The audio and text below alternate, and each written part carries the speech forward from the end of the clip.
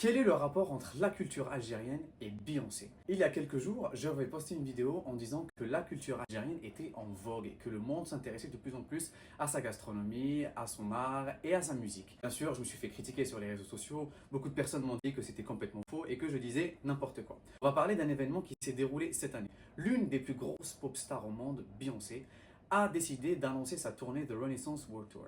Et elle a procédé d'une manière très intéressante.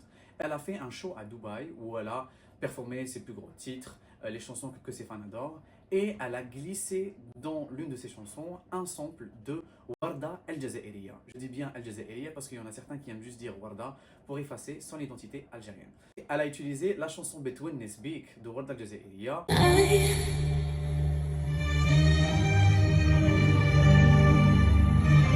Les médias en ont beaucoup parlé, mais justement, ils ne disent pas diva algérienne ou bien musique algérienne, mais à chaque fois, on inclut l'Algérie avec d'autres pays, avec d'autres termes, juste pour diminuer de son impact. Vous avez plusieurs gros titres où on parle justement de cet événement, mais très peu d'entre eux soulignent que c'était une chanteuse algérienne ou bien une diva algérienne. Juste pour vous montrer que, effectivement, la culture algérienne est en vogue, c'est juste qu'on n'a pas forcément les informations au bon moment et pas assez de personnes communiquent sur ces événements-là. D'ailleurs, cette chanson de Warda El Jazairiya a été reprise par plein d'autres artistes. Par exemple, vous avez Alia et Timbaland dans les années 2000.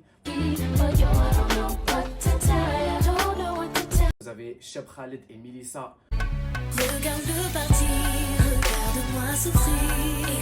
Bref, Warda El Jazairiya a laissé un impact énorme derrière elle qui, jusqu'à aujourd'hui, fait briller l'Algérie. Voilà, c'était juste une anecdote. Je vous dis merci pour le visionnage et ciao!